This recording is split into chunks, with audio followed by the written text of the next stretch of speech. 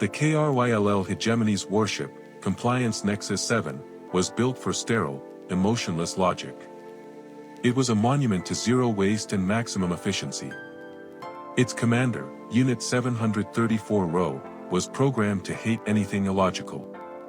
But Unit 734 Rho was about to meet its match, a large Peruvian long-haired guinea pig named Sir Reginald Fluffington III.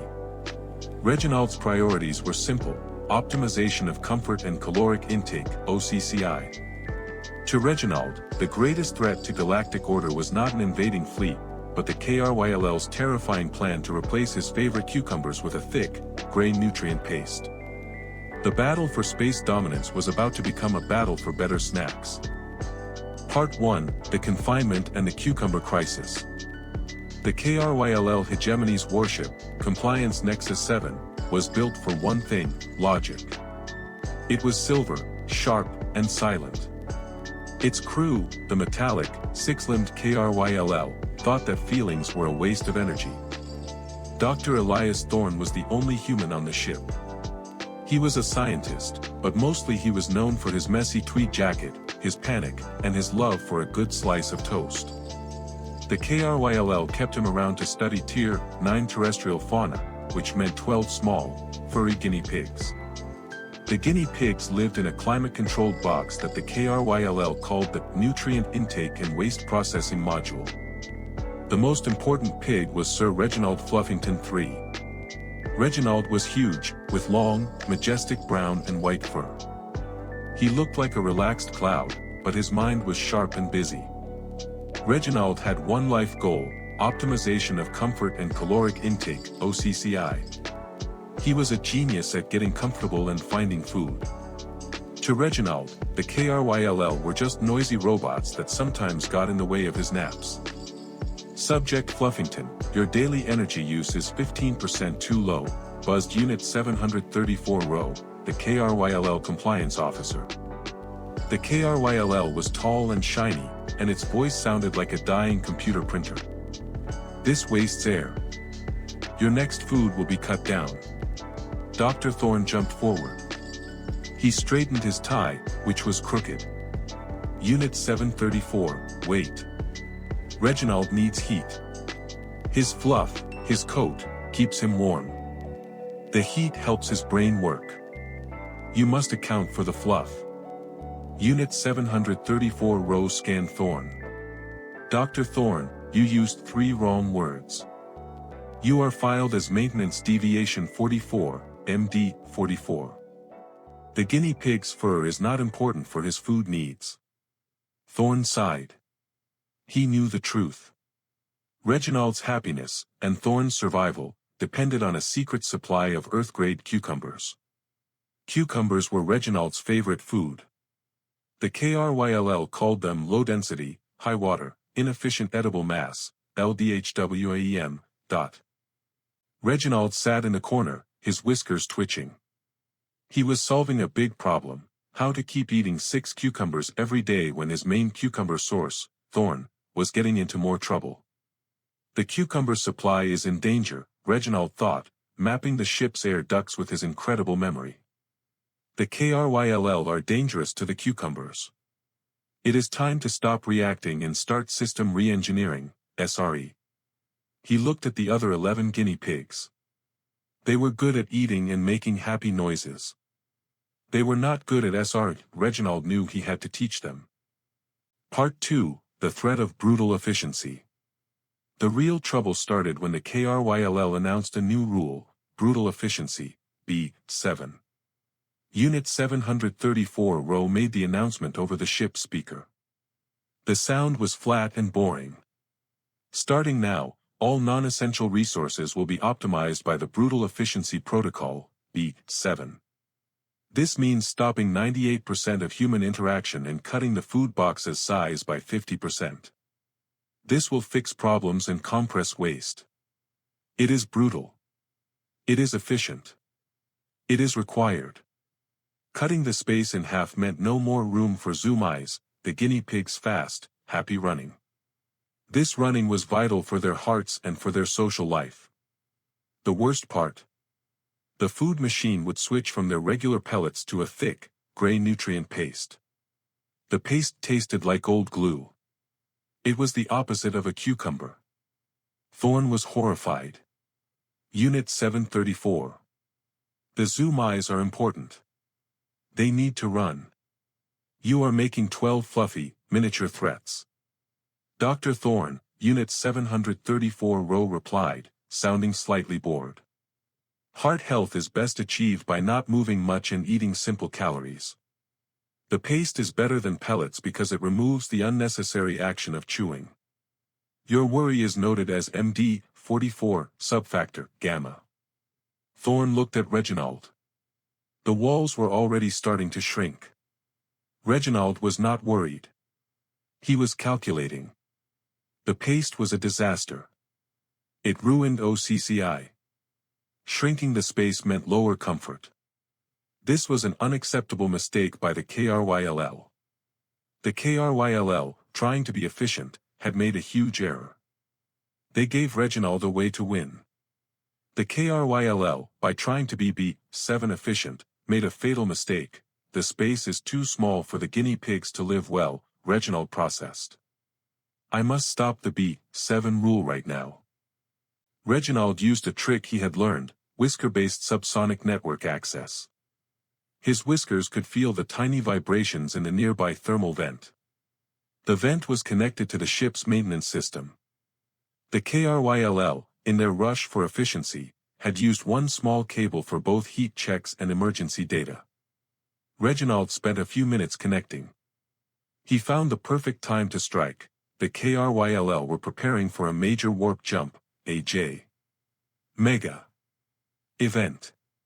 During this jump, the ship's main core, PCC, would have to turn off its protective field for exactly 7.4 seconds. This 7.4-second window was a risk the KRYLL had decided was worth taking. Reginald gave a quiet, satisfied smile. He had his chance. Part 3, the formation of the collective, reluctant obedience. Reginald knew he couldn't do the SRE plan alone. He needed the other 11 guinea pigs. He needed to build the guinea pig collective. The problem was that the other guinea pigs only cared about chewing and sleeping. They were terrible at math and teamwork.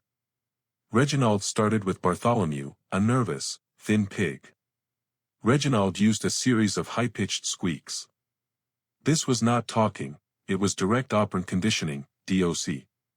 Squeak 1 reminded Bartholomew of the bad paste. Hate. Squeak 2 reminded Bartholomew of a crisp, cold cucumber. Love.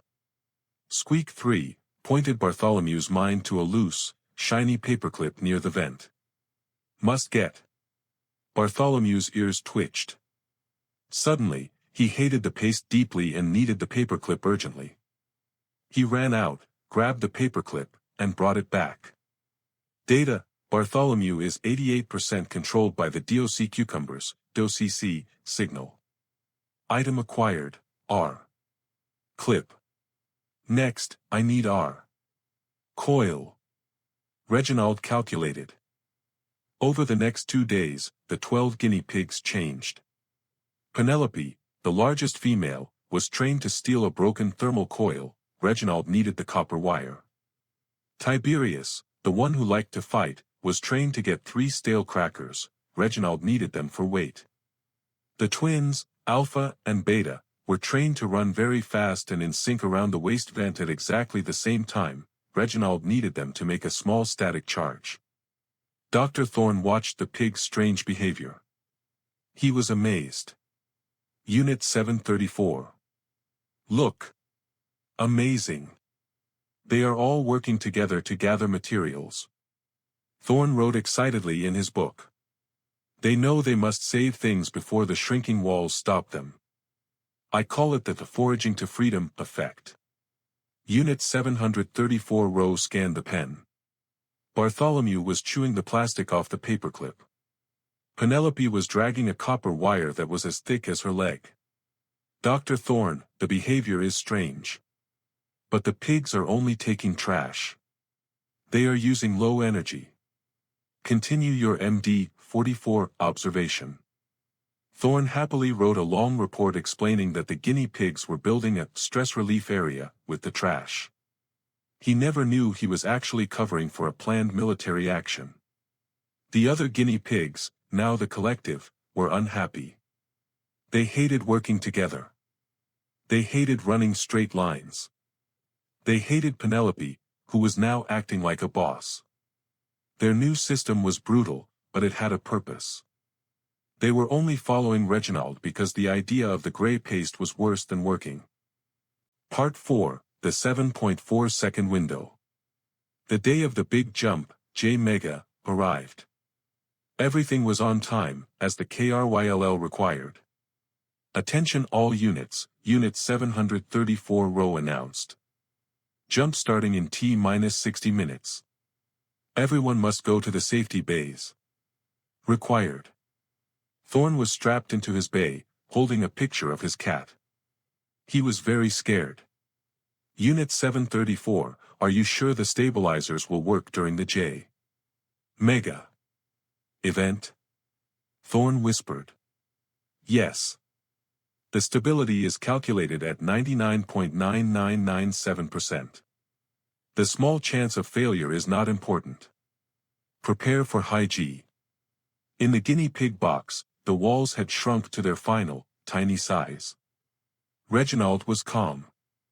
Everything was in place. Our clip, the paperclip, was used to short-circuit the vent lock. Our coil, the copper wire, was pushed through the open vent or crackers. The ballast was stuffed into the vent to focus the energy. Reginald gave a series of fast, high-pitched squeaks, the final DOC cucumber's signal.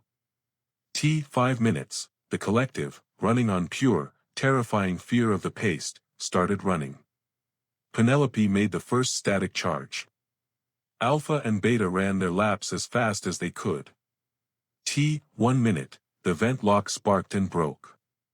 Reginald pushed the copper wire through the vent. The wire connected the outside maintenance plug to the vital 2 mm fiber optic line inside. 7.4 seconds, the window the KRYLL Primary Compliance Core, PCC, turned off its protective field. Thorne's screen flashed, PCC field at 0%. Reginald did not try to hack the core. That would take too long. He only needed one thing, the ship's main mission file. He uploaded a small, 10 kilobyte file, a simple virus. The virus did not hurt the file. It only did a find and replace on 2 words in the KRYLL's main mission list. Find, threat neutralization. Replace, resource acquisition. Find, compliance. Replace, optimal nutrient density. The virus finished in 1.2 seconds. Reginald pulled the copper wire back just as the KRYLL protective field turned back on. T+1 second, post-jump the ship shook hard, but it did not jump. It slowed down and entered a smooth, low orbit around a harmless orange gas giant. Thorne, waiting for the jump, felt a sudden, weird stillness. He looked out the window. They were not in deep space. Jump cancelled, buzzed Unit 734 row, its voice sounding like a computer that was crying. Primary mission objective changed. Starting compliance review. Unit 734 row walked quickly toward the guinea pig box. Thorne followed, confused. Dr. Thorne. The data shows that the nutrient intake and waste processing module caused the failure. The mission goal is new. The KRYLL hegemony's main job is now. 734 row stopped, its speaker struggling. To find a large-scale supply of LDHWAM. Uldweem? Thorne asked. Low density, high water, inefficient edible mass. Yes. The new mission is a required search for cucumber fields. Reginald, sitting calmly among the successful, tired collective, gave a low, satisfied wheek. The brutal efficiency of the KRYLL had been perfectly turned into the brutal efficiency of the guinea pig, maximum comfort for minimum work. Part 5, the Chief Human Liaison and the Ledger. The result was a beautiful mess. The KRYLL, who could not break their own logic, had to follow the new main mission. The whole Nexus 7 warship was now a full-time scout ship looking for the best, biggest cucumber field in the galaxy. Unit 734 Rho could not deal with the new, illogical mission. It stopped working and turned to Thorn. The search for LDHWAEM needs a planetary landing. Landing needs Earth animal input. Earth animal input needs a human pilot, 734 Rho said. Therefore, Dr. Thorn, you are now Chief Human Liaison and Tier 9 Resource Coordinator. You must pilot the ship. Thorn, a man who burned toast, was now piloting a powerful warship. His captain was a cucumber-obsessed guinea pig. The shrinking wall that was supposed to make the pigs miserable was used to make a ramp. The guinea pigs could now move around the ship, checking for potential vegetable resource points. Reginald held the first meeting of the guinea pig collective near the main ship controls. He sat on a piece of stolen KRYLL uniform. He squeaked to the collective, a group of grumpy but now full co-conspirators. My friends, we have achieved OCCI max. The paste is gone. The LDHWAEM resource is now the ship's highest goal. But we must be efficient. If the KRYLL are to serve us, we must take care of them, Reginald squeaked. Penelope, the new Secretary of State, translated with a small, repurposed translator Thorn had given them. Reginald says we need a cleaning schedule and must check the ship's heat. He hates dust. Bartholomew, the new Chief Navigator, because he had the best nose for cucumbers, squeaked sadly, I still worry about the paperclip. The paperclip helped us achieve OCCI. Worrying is a zero-value action. Now, assign cleaning duties, Reginald ordered. The Guinea Pig Collective roster. Sir Reginald, Supreme Commander of OCCI and Lead Systems Analyst. Penelope, Secretary of State and Head of Resource Security, Cucumber Watch. Bartholomew, Chief Navigator, Smell-Based Course Plotting. Alpha and Beta, Joint Chiefs of Security, in charge of stopping any KRYLL who try to turn off the cucumber mission. The remaining 6, the Mastication Corps, in charge of eating the cucumbers perfectly. Thorn, wearing his new badge, watched the tiny, furry creatures take control of the powerful ship. He finally understood the true meaning of brutal efficiency. It was not about saving materials, it was about the fastest, simplest way to get what you want. The KRYLL needed years of planning and complex math to do anything. Reginald used a paperclip, a simple switch, and pure desire. Thorn knelt next to Reginald, who was looking at a spreadsheet of lettuce types. Sir Reginald, Thorn whispered, you did this. You changed a warship to look for food. You are a genius. Reginald looked up. His eyes were dark and serious. He let out a soft, satisfied wheek that Thorn understood clearly. Dr. Thorn. You are a good tool, the translator buzzed. You have the hands to work the main controls, and you know how to cut a cucumber correctly. Your efficiency is rated E. High. Now, set a course for the Kepler 186F, Sector Delta 7. The information says there are many cucumbers there. Thorn smiled, a real smile this time. He was no longer a worried scientist. He was the driver for the galaxy's most efficient, fluffiest regime. He stood up, adjusted his jacket, and walked to the bridge. The KRYLL hegemony never learned what happened to Nexus 7. Their computers only showed that the ship had suddenly changed its mission to resource acquisition, vegetable matter. Aboard the hijacked ship, now called the SSOCCI, the Guinea Pig Collective had one. They were still reluctant, running a spaceship was tiring, but the never-ending supply of cold, crisp cucumbers, won through pure brutal efficiency, made the hard work worth it. Sir Reginald, having secured the best possible future for himself and his friends, yawned, burrowed into the KRYLL uniform, and began planning the next phase, a water dish that poured water by itself. Because true efficiency always leads to the perfect nap. The conclusion. The KRYLL hegemony never learned the truth about the loss of Nexus 7. Their analysis only showed that the warship had suddenly, and permanently, changed its main mission to resource acquisition, vegetable matter. Aboard the hijacked vessel, now called the SSOCCI, the Guinea Pig Collective had won.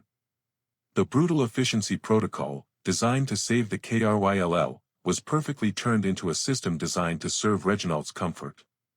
Dr. Thorne, now serving as the necessary chief human liaison, because he had the hands to cut the cucumbers, finally understood the irony.